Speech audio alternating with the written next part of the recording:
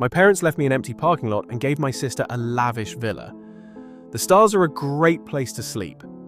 They laughed, but they wanted to share when I made it a company. This supper was a setup, and I should have recognized it. Unless they had a good cause typically to remind me of how disappointing I was, my parents never asked me over. Nevertheless, I went because deep down I still had the foolish notion that just perhaps this time would be different. My job is simple. I'm a mechanic, but I'm good at it. I make things right. I'm compensated. I keep my distance. My sister Emily, meantime, is their ideal little angel. Never in her life did she work an actual job, having everything handed to her all the time. They would find a way to blame me even if she set fire to their house. Emily is there when I go in drinking wine as if she owns the place. Dad is reading the newspaper at the table. To avoid having to look at me too much, Mom is in the kitchen acting as though she is busy. Whoa, Emily smiles. Did you really turn up? Why wasn't tire change done that night? I sat down and ignore her. It's important, Mom added. Dad folds his newspaper at last. Yes, it is. We've made the decision to split our assets. Emily suddenly brightens up. She is already aware that she is obtaining something significant. Mom gives her a grin. My dear, we're giving you the beach house. Emily clutches her chest like she's won an Oscar as she gasps. The one in Monterey. Oh my God. Mum gives a nod. Indeed, my dear. Now it's yours. I wait as I sit there. I must have something to write about. Dad looks at me. Logan expression flat and you. The parking lot is yours to keep. Quiet. I blinked. What 8th Street, the old lot? Mum responds, gesturing with her hand as if to help me. It's land. You'll be able to solve something. Emily started giggling. That is hilarious, my God. She smirks and turns to face me. If nothing else, you'll always have a spot to sleep outside. Dad laughs. Perhaps you could set up a lemonade stand or something, even if the lot has been deserted for years. Mum lets out a sigh. Logan, building something for yourself is something you constantly claim you want to do. This is your opportunity. I look at them. This was not even an act of compassion masquerading as offense. This was just trash. My mind flashes back to a recollection. I was 16 when I got home from my first job at the car shop, smeared in grease. I felt really proud. I carried my first paycheck as I entered. I was thrilled to show them how hard I was working. Emily was complaining about wanting a new automobile for her birthday as she was sitting on the couch. Dad didn't even give me a glance. Mom shook her head and said, "You're going to smell like oil for the rest of your life." At least he's helpful. He could fix your automobile for free one day. Emily, she didn't have to. That following week, they purchased a brand new BMW for her. And now, after several years, nothing had changed. I push away from the table after taking a deep breath. Are you serious? Dad gives a shrug. You ought to be appreciative of everything we provide you. Emily laughs. You could eventually earn enough money to purchase a real estate property. They burst out laughing as if this were the most hilarious thing ever. I don't shout, but I hold onto the chair's edge until my knuckles are white. I don't argue. I simply nod. All right, Mum scowls. That's all. Thank you, but no. I get to my feet. Oh, I'll turn it into something. Please don't knock when I'm looking at Emily. She gives an eye roll. Yes, Logan is eager to watch what you accomplish with a concrete slab. Dad, who is always so theatrical, mutters and shakes his head. I go without saying anything further. All right, they believed they could make me seem bad. They wouldn't believe what I did with that useless parking lot, and they would be sorry for all I said. Staring at the parking lot as if it were a terrible joke, I stood in front of it. Pavement that is cracked. The asphalt has weeds growing through it, an ancient sign that was rusty and barely held onto its pole. I wasn't merely duped by my parents. They did it with laughter. All right, they wanted me to fail. I would ensure that their own words caused them to choke. I applied for permits to let food trucks the following morning. I would make sure that this was a profitable slab of concrete if it was just that. Tacos, burgers, coffee, and even some pricey vegan bowls for the hipsters were among the best local food truck owners I had contracts with in less than a week. I borrowed a little money.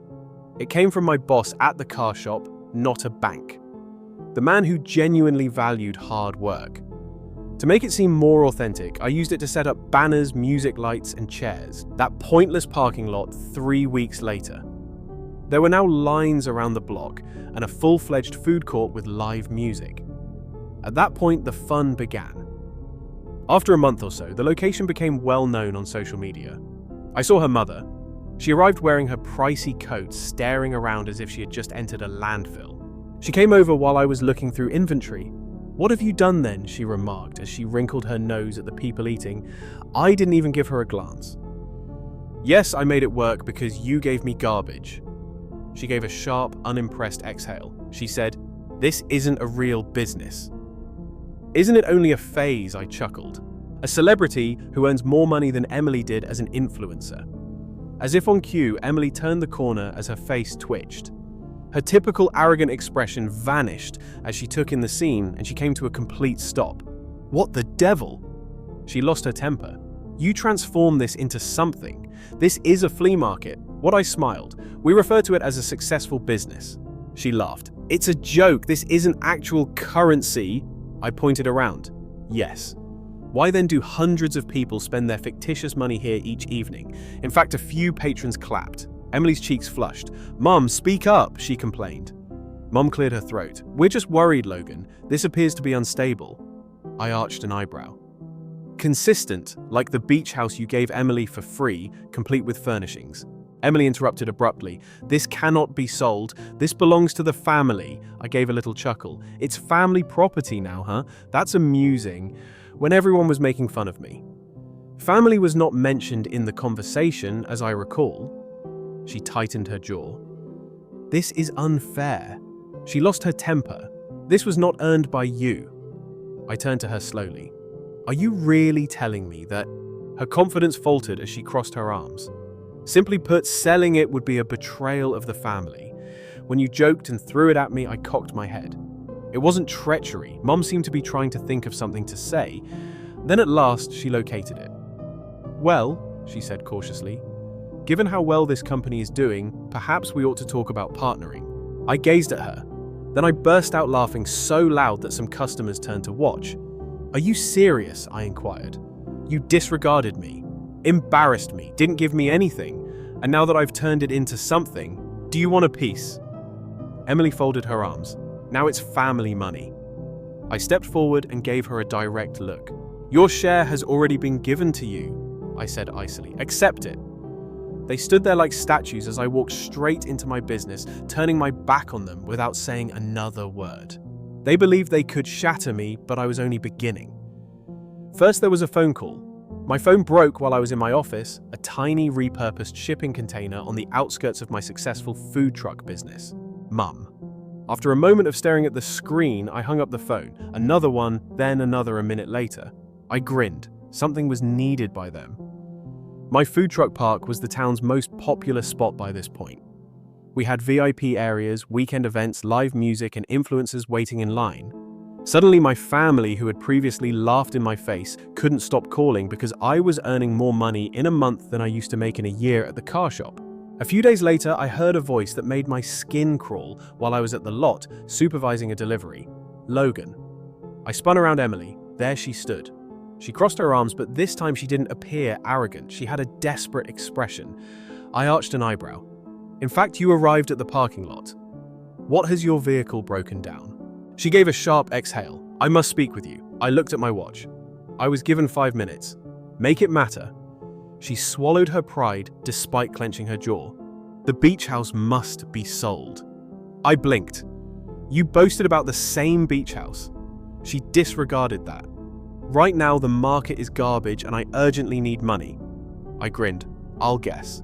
Too many expensive lattes, designer bags, and opulent trips." She tensed up.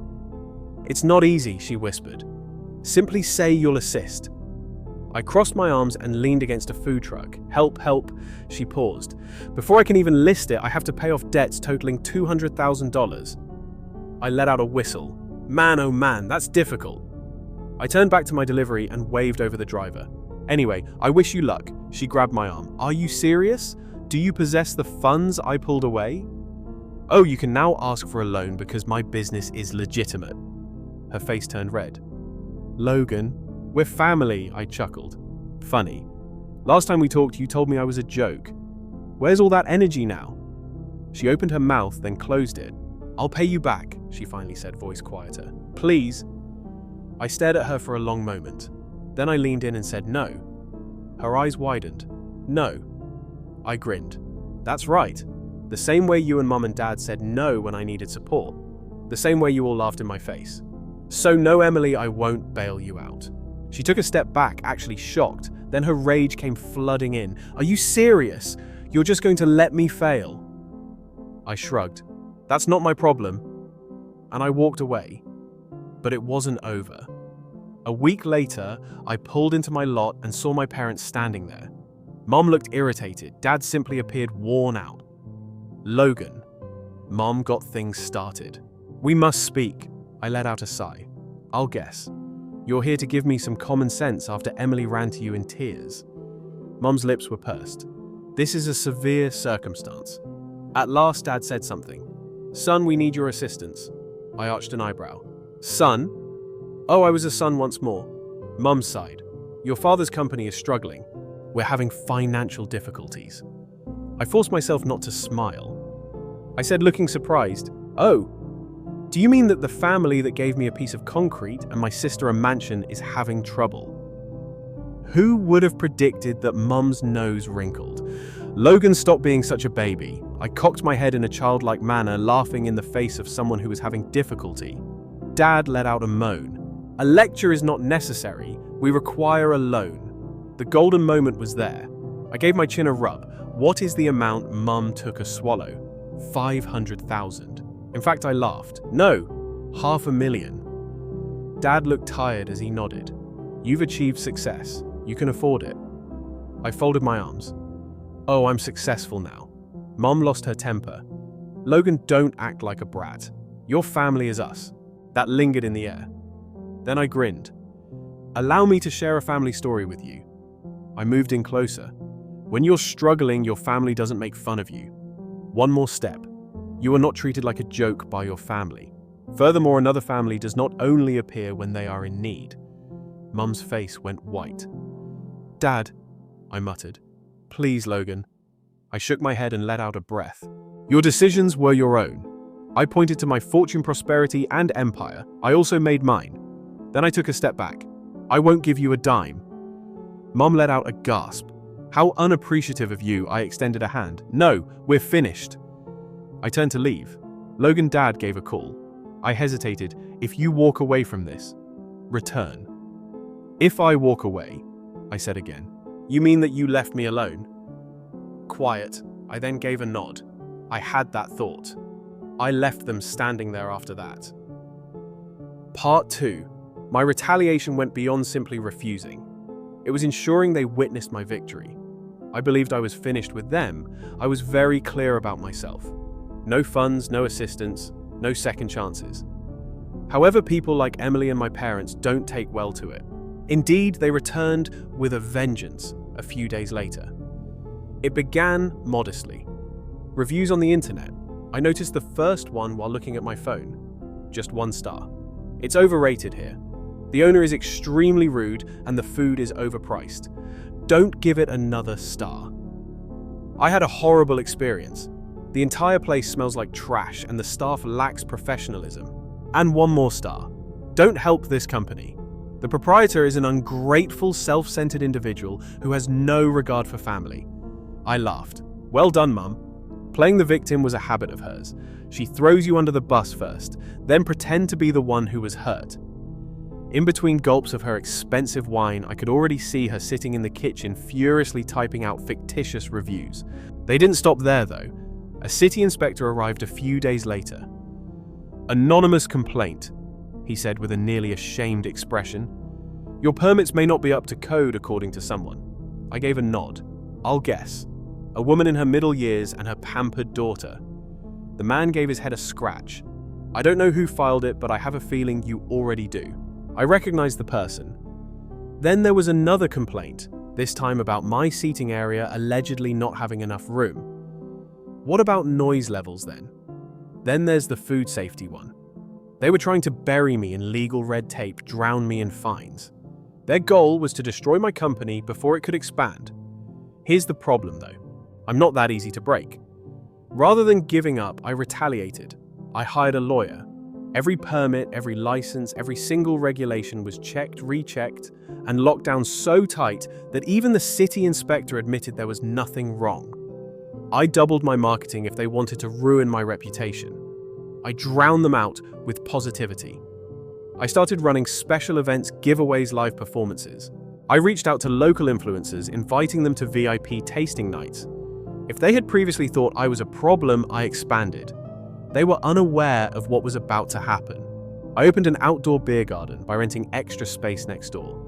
I organized weekend craft markets in collaboration with regional artists. Their small attempt at sabotage was transformed into free publicity by me, and business took off. Then, Emily committed the greatest error of her life. The busiest night of the week was a Saturday. Music, laughter, and the aroma of freshly made tacos filled the air. The lot was lined up. The whole place was crowded. I heard it at that point, a yelling voice close to the door. "It's a joke here." Emily was intoxicated when I turned her. Her costly designer dress was wrinkled, her hair was disheveled, and her makeup was smudged as if she had been crying in her car before entering.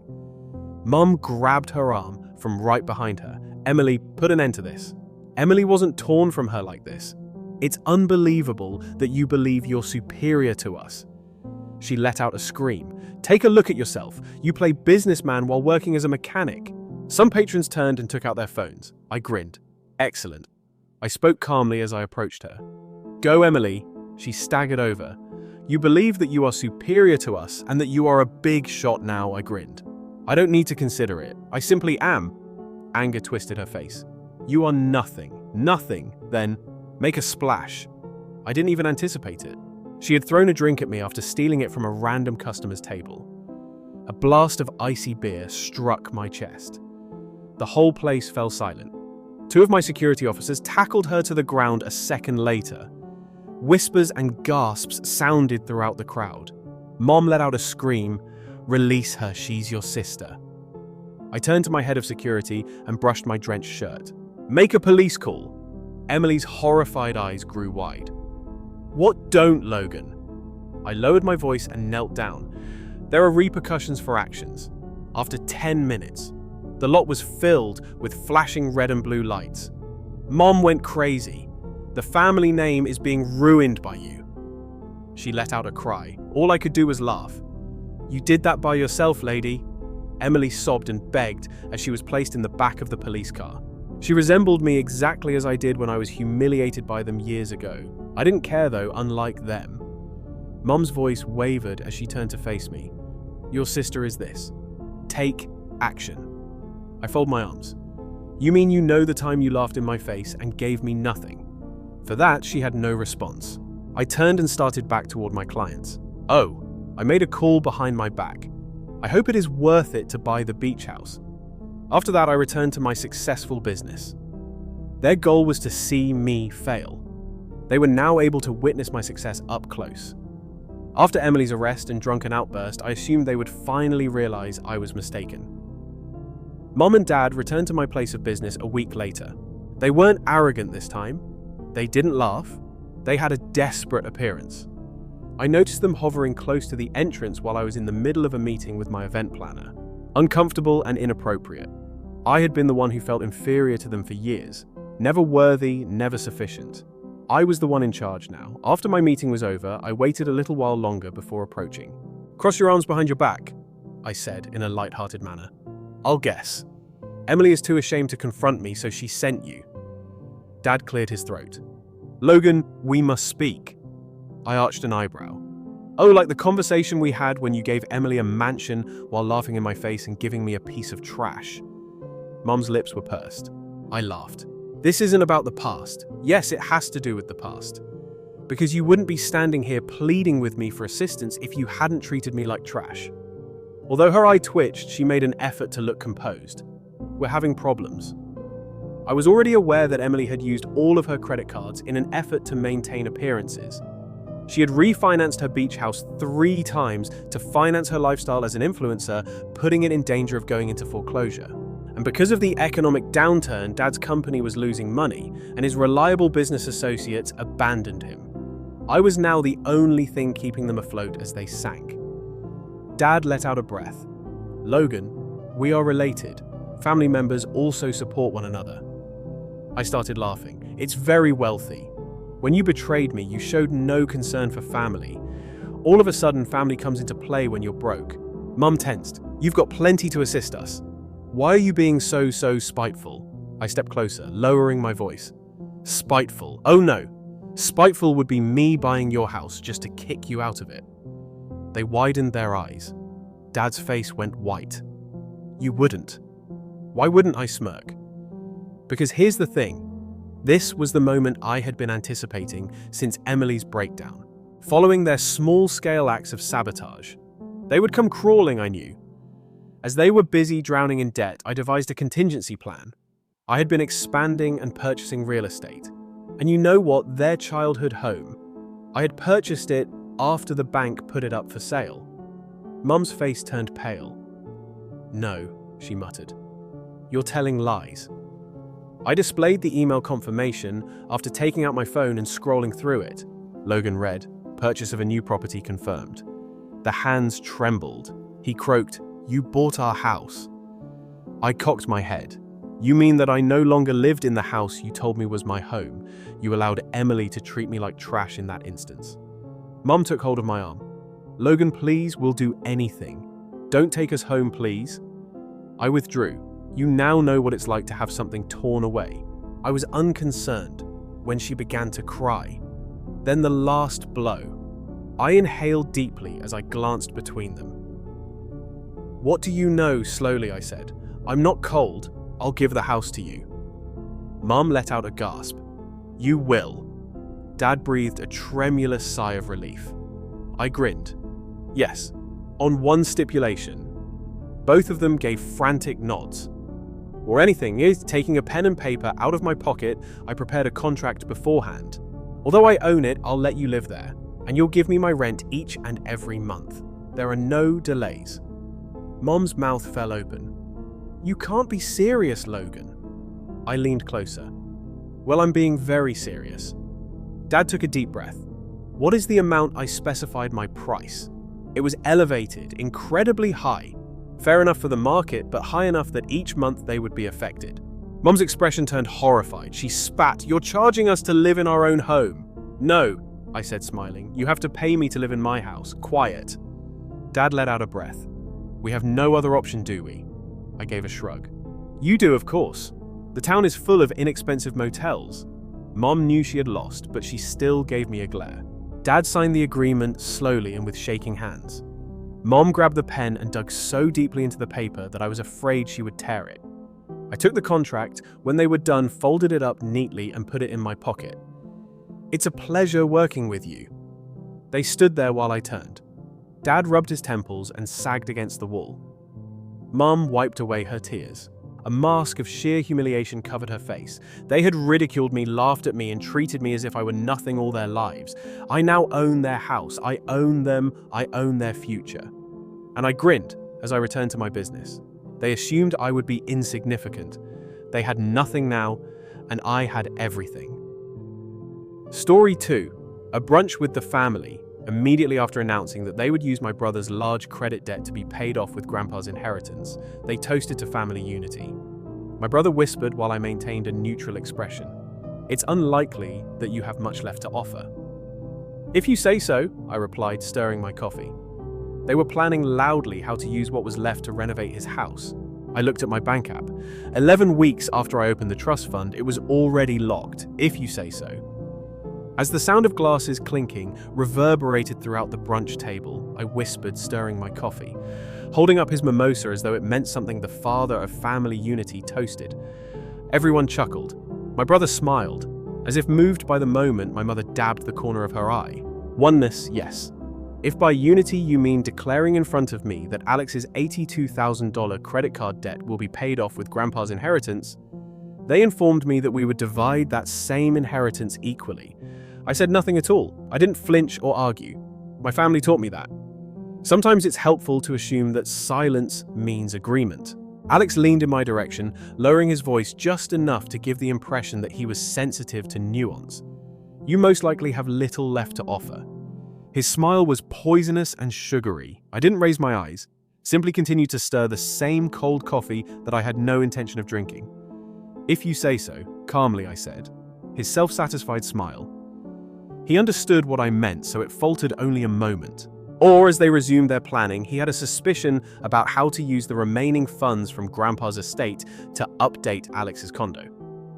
I checked my bank app on my phone after taking it out from under the table. 11 weeks prior. In another state, I set up a trust fund in my own name, carefully and quietly. Already the account was locked, airtight. A dime of it would be out of their reach, regardless of how many tales Mum erased about Alex's new beginning. That money was never supposed to go to Alex. Grandpa desired an equal division. 2 months prior to his death, he told me this in his own quiet manner. A nod, a handshake, a look that conveyed trust. It seems that Alex and my parents had different ideas about what fairness was. I put my phone face down on the table and gave a small smile. They didn't notice because they were too preoccupied talking about kitchen islands and color schemes. One would think that a dying man's wishes would be respected by his family. You'd be mistaken. I gave him space after Grandpa passed away.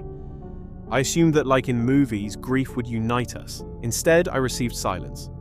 No updates, no calls. Mom sent out a brief group text. The estate will be handled by us. Don't stress over it. They were already meeting with lawyers behind my back while I was lighting candles and going through my grandfather's old war medals, so I should have been concerned. Not only to complete the paperwork, no, the entire estate plan was being reorganized. I didn't know until I gave Grandpa's attorney a call. Green, a reserved man, hesitated far too long after I called my name. Some steps have been taken, he said. Transferred some of the liquid assets to an Alex-linked account. Half right. I inquired, I'm already feeling chilly. One more pause. Okay, it's not that simple. It is at all times. As it turns out, Mum and Dad said that Grandpa's original will did not account for Alex's and the family's pressing financial needs. They therefore claimed that I didn't need the money in the same way and asked for an amendment and a family provision adjustment. Alex did. Alex, who borrowed $18,000 from a friend and then abandoned him, had maxed out 5 credit cards. Before Grandpa was even cold in the ground, Alex attempted to flip NFTs and lost 1/3 of his pre-inheritance money. Your brother is experiencing a lot of hardship. When I confronted her, Mum said, every time he takes a shot back, he experiences something. She didn't recoil. However, you're doing well. I take it you don't even have a mortgage because I saved.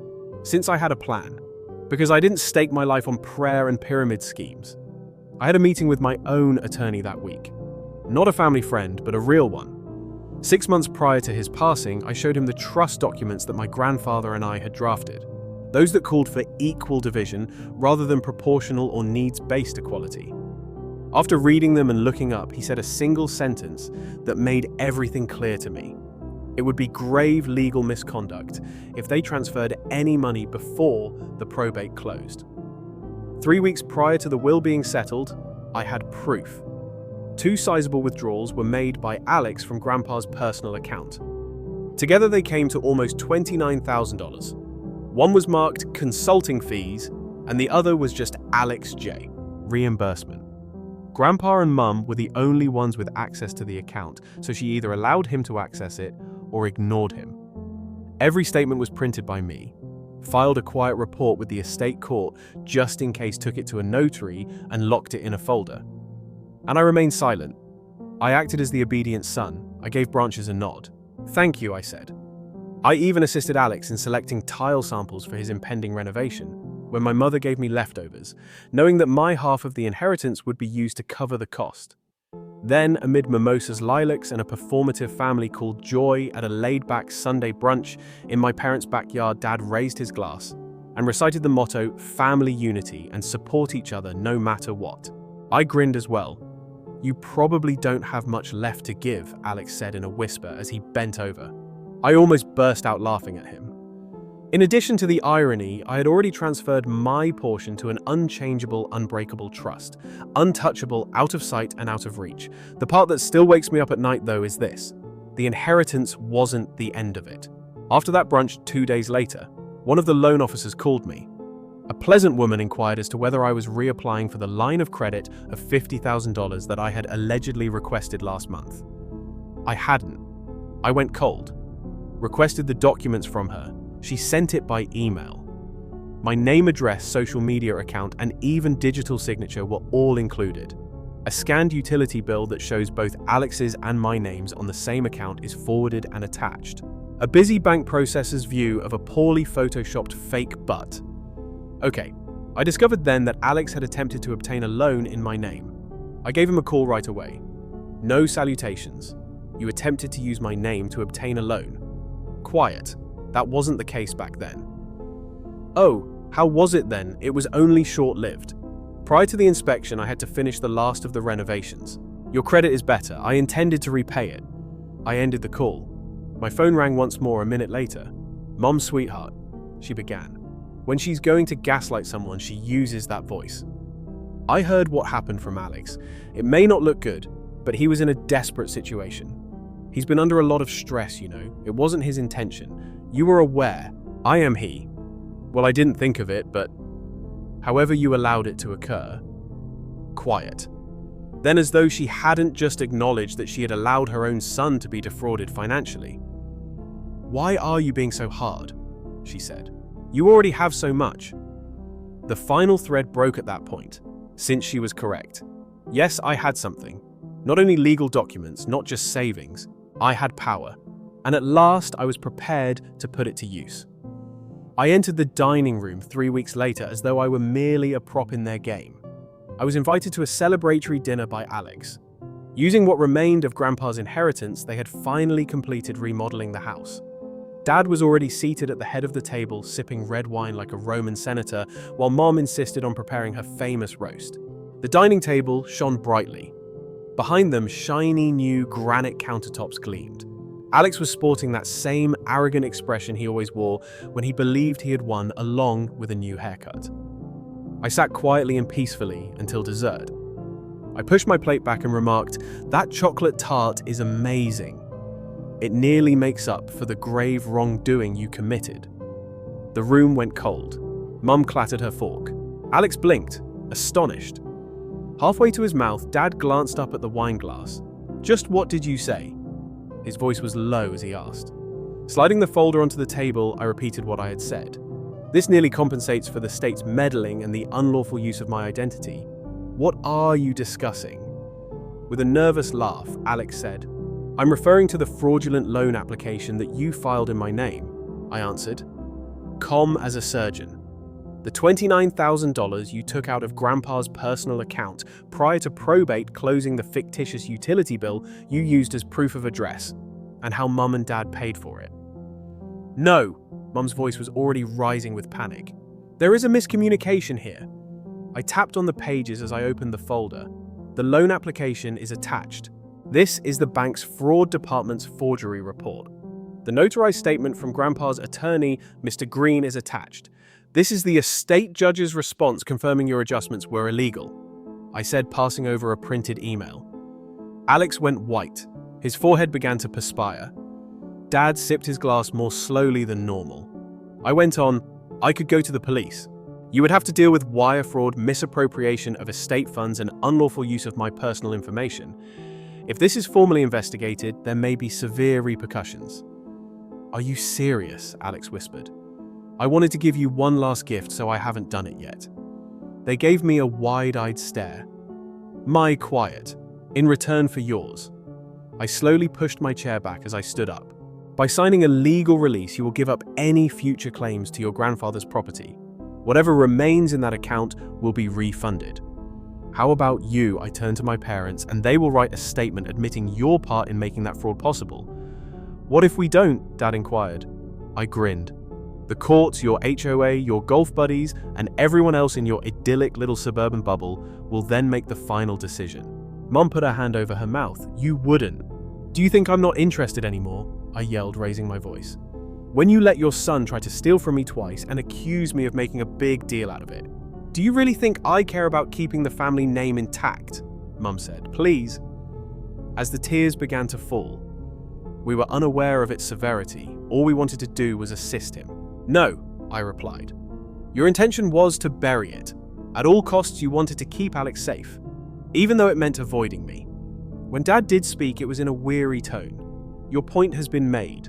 This is still family, though. Is money really the reason you want to ruin that I gave him my full attention? Money isn't the point. Respect is at issue. Regarding honor, about not being handled like a living, breathing ATM. Alex became enraged and pushed back his chair. You're simply resentful. The house was mine. You're a dull nobody with a dull job, and that grandpa liked me more than you do. I also took out my phone, pressed the play button. A recording was made. Alex made a joke about getting a few grand out of grandpa before he croaks during one of my earlier calls with him. Everyone fell silent. Alex's mouth opened, then closed, I suggest.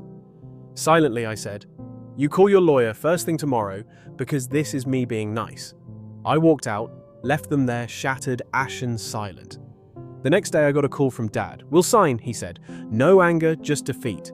But you didn't have to do this. No, I replied. You didn't have to. 3 months. That's how long it's been since I turned my family upside down. Since I walked out of that dining room and left behind their stunned faces and half-eaten chocolate tart. Since I stopped being the fixer, the donor, the obedient son, and the silence. Glorious. No birthday texts, no fake check-ins, no passive-aggressive voicemails, nothing but the occasional email from their new lawyer. The one handling the paperwork for the trust restructuring and official estate redistribution. The release form was signed the next day. Alex tried to stall, of course, but when I reminded him that a felony charge would wreck whatever tiny scraps remained of his credit, he folded like damp paper. They wired back $11,370, the last of what was left, not even close to my rifle half. But I didn't care. The money was never the point. The point was that they lost, and I didn't. The week after the paperwork was finalized, I did something none of them saw coming. I quit my job, not in a dramatic way. I walked into my manager's office, shook his hand, and thanked him for the last 6 years. Then I booked a flight. Not to Bali, not to Rome, to Montana. There in a cabin. Grandpa once took me to as a kid. The only place I ever felt seen by a member of my family. I stayed alone for 2 weeks. No calls, no news, no noise. And for the first time in years, I breathed, I hiked, I journaled, I read Grandpa's old letters, the ones he wrote to Grandma during the war, full of love and regret and promises to be better when he came home. I won't repeat the mistakes of the men before me, he wrote once.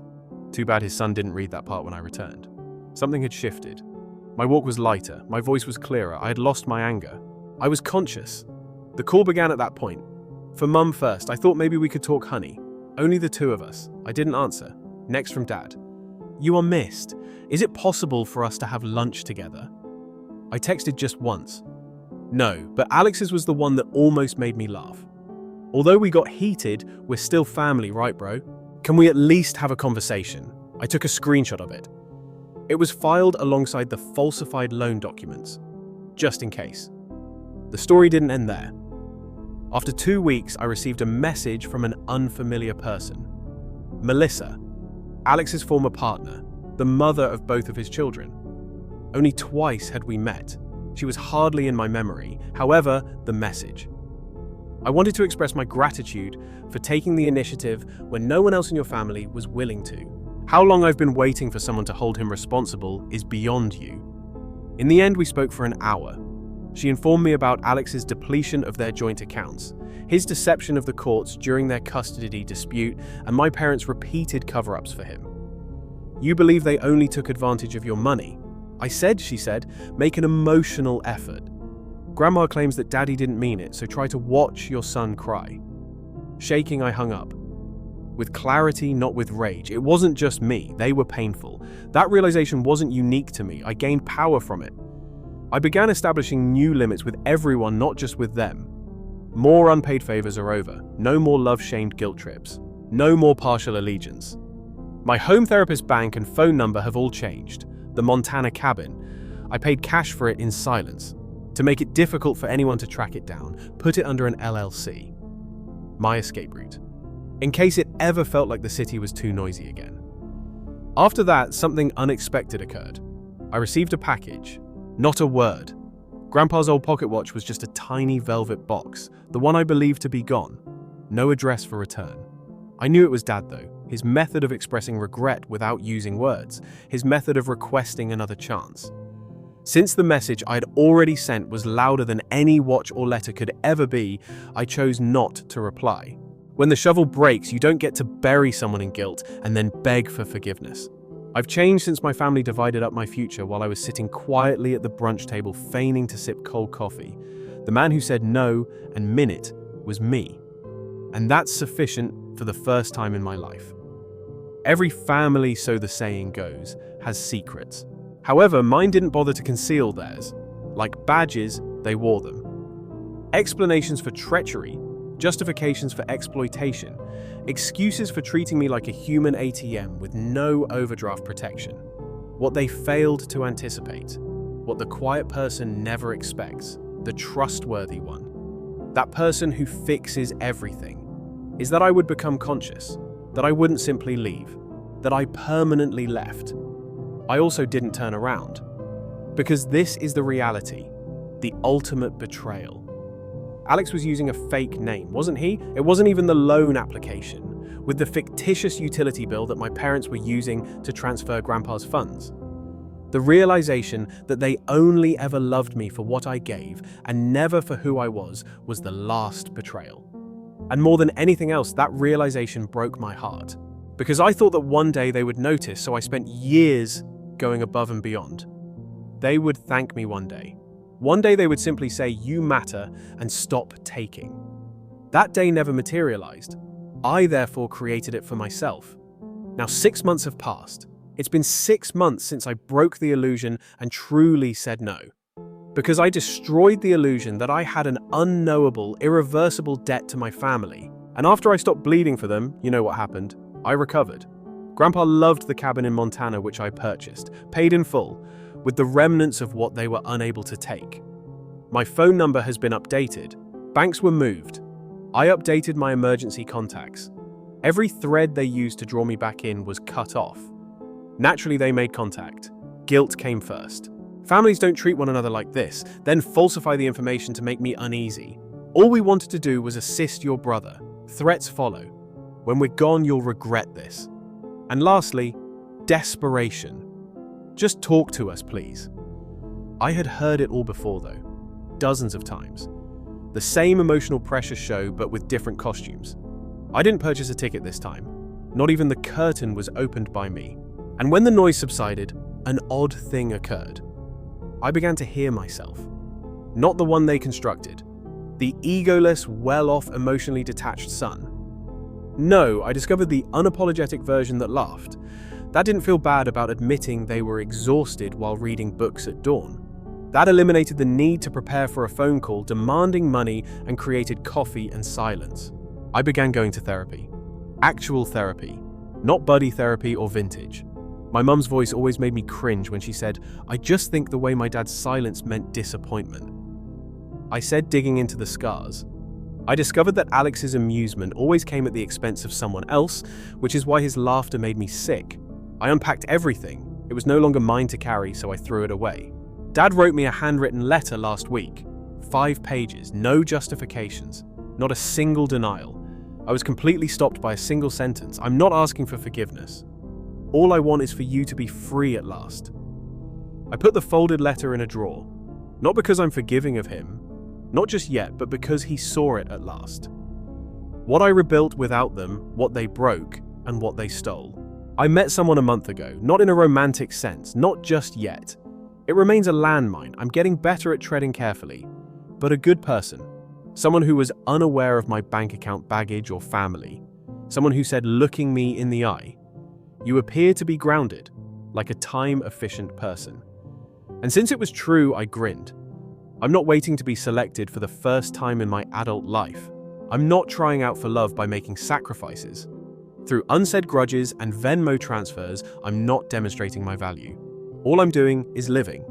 And that's the loudest rebellion of all I've discovered. I don't regret anything then. Not the altercation, not the consequences, not the icy quiet that ensued. Because sometimes breaking the cycle so loudly that they can't pretend not to hear it is the only way to stop it. I no longer desire retribution. Peace is what I desire. And every quiet moment of it is something I've earned. Let them accuse me of being self-centered. Let them tell their tales. Allow them to live with the results of their decisions. Of a son who said enough at last because I did something they didn't anticipate. I made the decision to choose myself, and I will always choose myself. Story 3. To announce that she was getting married to my fiancé, my sister threw me a surprise party. "I find your ceremony to be effective," she said. "I'm glad you've already paid." "We simply wanted an audience," he said with a wink. I gave a nod past a box and said quietly, "Open it later." Curiosity prompted my young cousin to open the cottage deed in my name. 2 years ago, I signed. With both hands clamped on my shoulders, she giggled and pushed me toward the backyard saying, "You're going to love this surprise. After all, it's your big day." I didn't anticipate a party. Not on that particular day, not right now. Instead of standing in my mother's backyard with 50 people shouting surprise, I should have been working with our wedding planner to finalize seating charts and obsessing over floral arrangements. My sister, meanwhile, was beaming as if she had just cured cancer. The lights on the strings glowed. There was champagne in the air. Everyone from our friends and family to the photographer I had employed for my own wedding. Here we are, taking candid photos. Look, my fiancé was standing under a floral arch, but he didn't feel quite right. Why was Luke dressed in the exact suit we had chosen for our wedding? Before I could say anything, I turned to face my sister Emma, who was also my alleged best friend. She grabbed the DJ's microphone. "I appreciate everyone's attendance," she declared. "It turns out to be an engagement party for me, even though I know some of you were anticipating a bridal shower for my beloved sister." An awkward silence fell. I'm getting married to Luke, and my chest felt constricted. The world became hazy. I heard people gasp. My legs became like cement. Luke stepped forward with an idiotic smile. "Your ceremony is effective for us." He shrugged. "I'm glad you've already paid." There was a nervous laugh. Emma placed a hand inside his. Sweetly, she added, "We just wanted an audience." I realized then that they had coordinated this. The date of the venue theft, the list of guests, even the meal I purchased. I did not cry, nor did I scream. Rather, I approached. Luke grinned and gave him a little wooden box. I muttered, "Open it later," and turned to leave. However, my young cousin became interested. 1 hour later, she opened the box, through the door of the cottage that I had inherited in my name from her grandmother. I hadn't finished when I signed it 2 years ago. Even though it's said that hindsight is 20/20, there are times when the people you trust the most turn on you. It seems like a cruel joke, even in retrospect. Emma showed up at my apartment barefoot and drinking wine as if nothing had happened a week prior to the surprise party. My hoodie was on her, not borrowed, stolen in the same manner that she had been gradually taking bits and pieces of my life. As she looked through my wedding planner, she remarked, "You're so lucky. Luke is really attractive." Although it didn't reach her eyes, she smiled. I attributed it to jealousy. I see now that it was a hint. I was Emma's safety net for years. I helped her land a job at my office after she left art school, when her 3rd credit card was maxed out. After her 3rd breakup, in 6 months, she broke down in tears, so I helped her budget. She was picked up, fed, and allowed to crash on my couch by me. She took and I gave. She wept more than I did when we became engaged. Said they were tears of joy. Demanded assistance with every aspect. She would gently persuade me to let her take care of the venue visits, vendor calls, and flower orders, saying it's your big day. Less worry for both of us, worn out from work. I appreciate her letter of assistance. However, in hindsight, it all seems like surveillance. 3 weeks prior to the celebration, a thief is taking stock. I saw that Luke was growing aloof. It's vague, but not cold. He responded, "Whatever you like, babe," when I inquired about the tux fitting. He shifted the conversation when I brought up writing our vows. I assumed that he was overburdened. There are many weddings. I didn't wish to bother you. Emma, meanwhile, claimed to be so thrilled to see everything come together that she was practically living in my apartment. She tried on shoes in my closet one evening. My wedding shoes. She spun around before the mirror. Merely observing their photography, she chuckled. When wearing white heels, you never know. Although I laughed too, I felt uneasy. The location then called. "Hello, is this Emma?" "No," I said. "Her sister is this, the bride." A pause occurred. "I apologize. For the final arrangements, we have primarily been dealing with an Emma D ________. My gaze was fixed on the wall. My heart fell. Final preparations. Indeed. The deposit has been covered. Menu verified. The ceremony was rescheduled for Saturday. Hold on. On what date Saturday? My date. In mid-sentence, I hung up. My fingers were icy. I accessed our joint account for our wedding. Almost empty. $11,000 is gone. Marked as event expenses. Luke as well. He only gave Emma a $500 Venmo gift. The dress's note reading. I gave him a call that evening. "Did you approve the venue change, Luke?" He didn't say anything. "Emma took care of it after that. You were overwhelmed," she said. I felt sick to my stomach. "Are you saying that you allowed her to have authority over our wedding?" He let out a sigh. "She's your sister." "You approved it," she said. My hands were shaking. My heart was racing. "What about the cash? We simply rearranged a few items." "Lightly," he said. "Avoid overreacting." I refrained from screaming. I refrained from crying. Grandma's cottage deed was the name of the envelope I took out of my file drawer after sitting down at my desk. Emma always believed that the one issue was still being resolved. I'd already told her the one thing I never told her. Grandma bequeathed her lakeside cottage to me 2 years ago. Emma did not attend the funeral because she was overseas at the time. She was unaware that I had the deed fully paid off, in my name notarized and stored. I didn't intend to tell anyone. Not yet, but now it would be the first domino to fall. My family always said Emma was the light of the room, the charming one, the spontaneous spirit. I was the planner, the stable one, the boring older sister. Funny how the boring one built the wedding, paid for the venue, funded the honeymoon, chose the dress, bought the ring insurance, and funny how the charming one stole it all. But what Emma didn't know, what none of them knew, was that I was done playing quiet. They were going to get their moment, and I was going to flip the script. The backyard glowed like a dream. Strings of fairy lights, rose petals scattered along the aisle. A string quartet softly played the exact song I picked out 6 months ago. Our song, or so I believed. Emma stood under the floral arch I designed and addressed that mirrored mine, almost stitch for stitch. Beside her stood Luke in the very suit I purchased and picked out with him. He looked calm, smug. Even the guests, mutual friends, family, co-workers, sat in their chairs like an obedient audience. Most didn't know, some did. I saw it in their faces when I walked in. Because I didn't just walk in, I arrived all black, long coat, hairpin back, calm, composed, not broken, not anymore, not crying, not confused. I walked straight down that aisle like I owned it. Because in every meaningful way I did. Gasps spread through the air like sparks and dry grass. Emma's face drained of color. Her grip on Luke's arm faltered. Luke blinked, then forced a half smile. "I didn't expect to see you here," he said lightly. "Oh," I said, pausing under the arch. "I wouldn't miss it. After all, I planned it." The silence was absolute. Then I turned to the crowd. "I want to thank everyone for coming. I know many of you were invited under misunderstood circumstances, so let's clear things up, shall we?" I took a breath. This wedding, the location on the guest list, the caterer, the musicians, was originally meant for me and Luke, my fiancé, until I learned exactly 1 week ago that my sister and my fiancé had decided my wedding was more convenient for them. But something whispered, "What's happening?" Some of the guests shifted uneasily. Emma moved forward. "Hey, this isn't the place. This is not how we intended it to happen." I extended my hand. "Try not to make this seem like an accident. Contracts were forged by you. Our joint account was depleted by you. You verified vendors using my name. You were aware of your actions." Emma whispered in a trembling voice, "I loved him."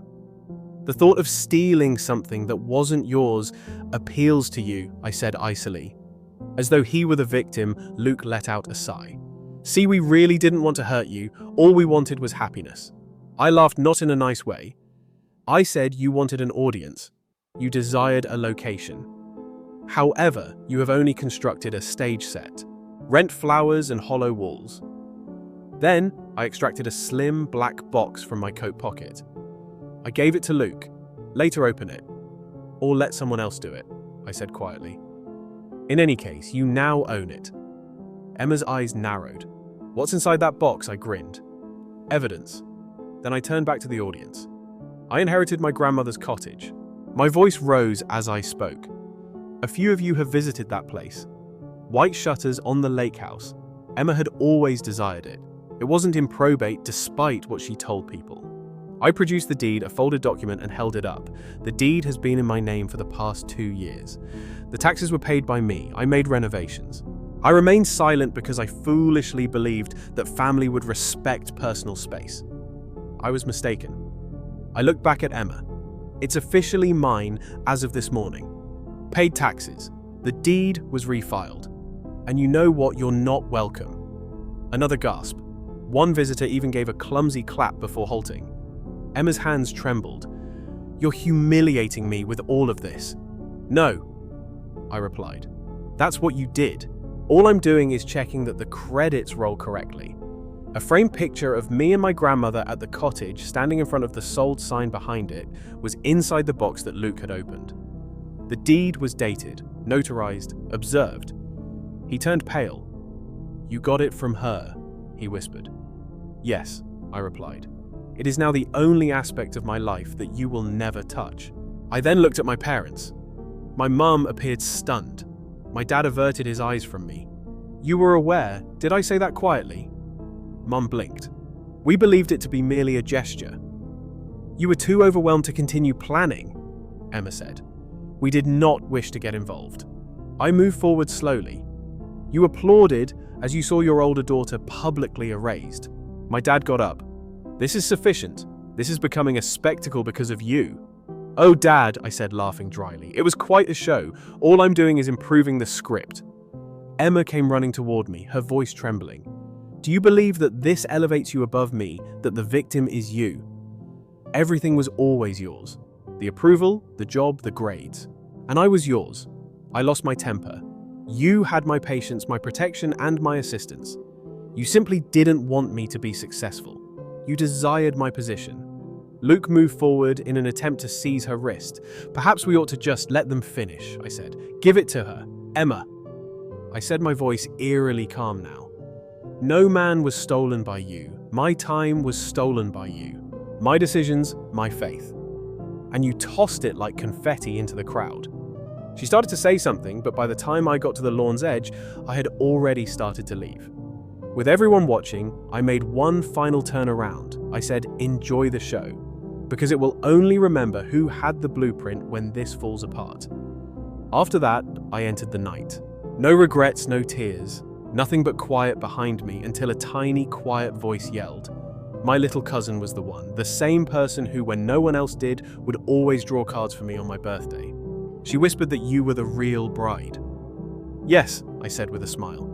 And now I have a new story to write. 2 days. It took that long for the news to go viral on social media. A grainy video from the ceremony was uploaded by one of my former co-workers. Everything was captured. My wedding procession. The altercation. Luke opens the package. The visitor was gasping. In just 48 hours, 300,000 people viewed it. The caption. When you steal the show after your sister snatches your fiancé. It wasn't posted by me. I remained silent. I didn't even finish watching it. However, I witnessed what transpired. Emma stopped posting on Instagram. Luke completely erased his. By Monday, I was getting direct calls from vendors. The florist and the location. The caterer too. They were all trying to find out if I was still using their services. It seems that Luke and Emma had promised different payment plans, but they never materialized. Guess who was left holding the bag for the final invoices? Not me. I sent copies of the police report to each and every one of them via email. Deception, identity, misuse, digital proof, financial documentation, screenshots of Emma's phony email address too. It turns out that she simply changed the name and used my old Gmail template. Amateur error. I didn't file a complaint. Her life was already in disarray, so I didn't have to. One stolen thread at a time. She was blacklisted by the venue. In their Instagram stories, the florist shared a mysterious message about thieves and liars. A behind-the-scenes story was even shared by the photographer. A black silhouette photo of me leaving with the words, "True elegance is never loud. It only creates an echo." The following week I moved out, not because I had to. I wanted a fresh start, so I sold my apartment. So I left the furniture I had previously chosen for us to collect dust and packed everything that still felt like mine. Allow Emma and Luke to sort through the remnants of their own decisions. My new home. The cottage. Yes, that house. I moved in by myself. I brought my books, my record player and my dog. No excuses, no justifications, just tranquility. I was able to hear my own thoughts for the first time in years.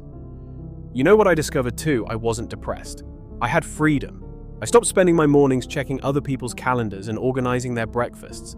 I didn't have to pretend to enjoy takeout 3 times a week or clear out space in the closet.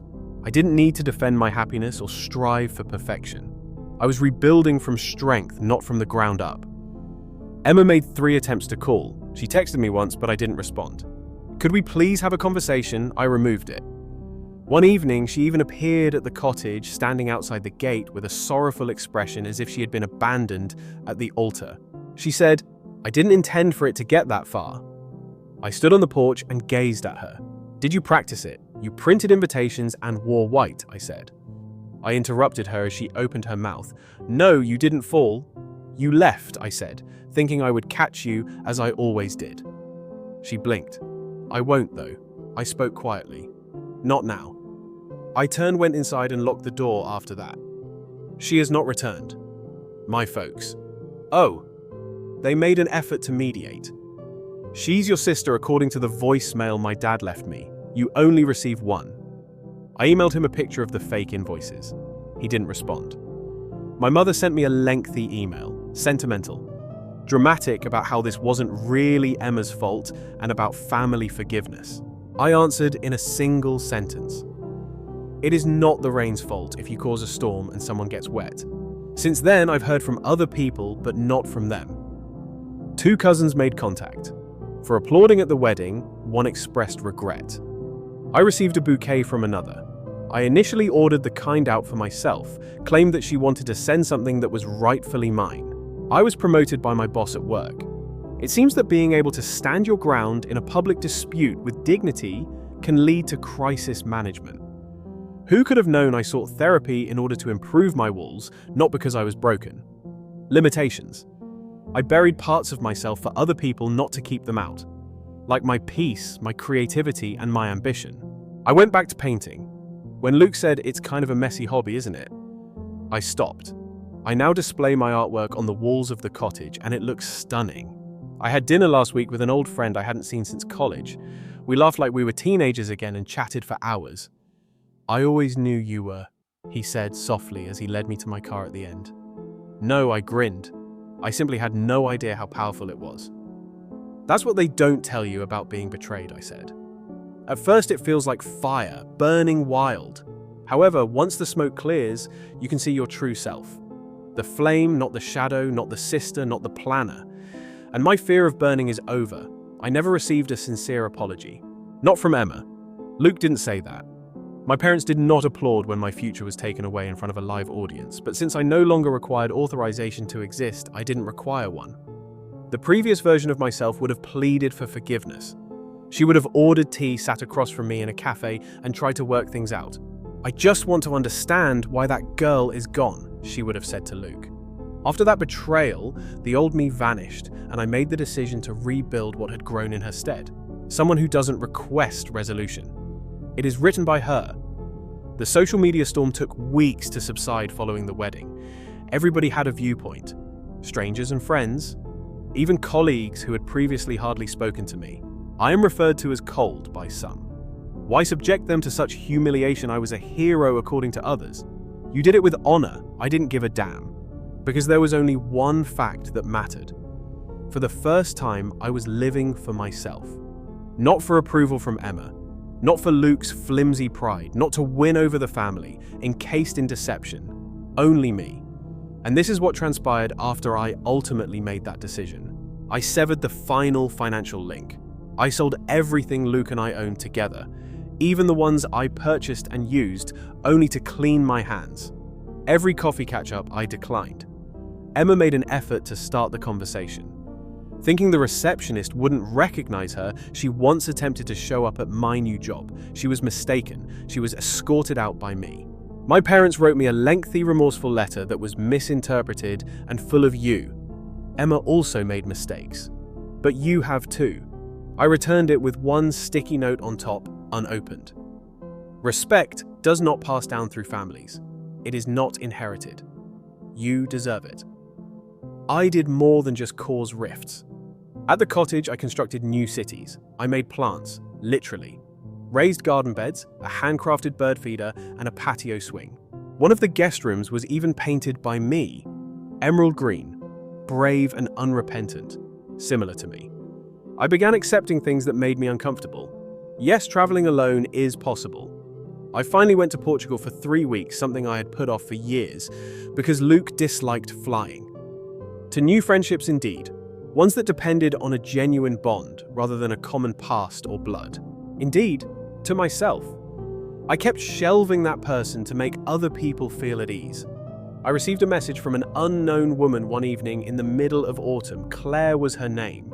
She mentioned that she had attended the wedding and that she had previously worked with Emma. I simply wanted to mention that she wrote, "You weren't merely courageous. You were correct. I apologize.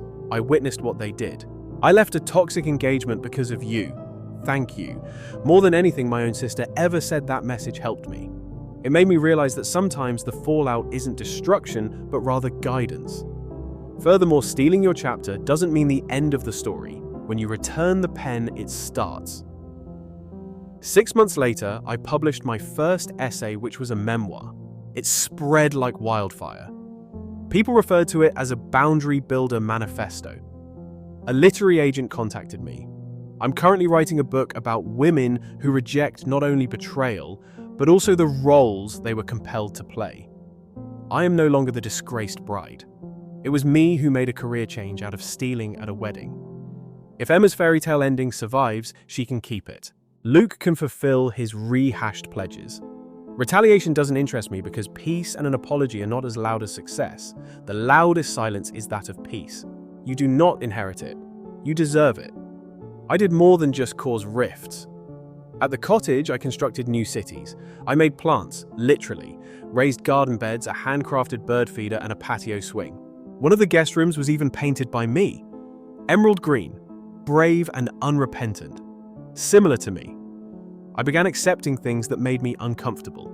Yes, traveling alone is possible. I finally went to Portugal for 3 weeks, something I had put off for years, because Luke disliked flying. To new friendships indeed. Ones that depended on a genuine bond rather than a common past or blood.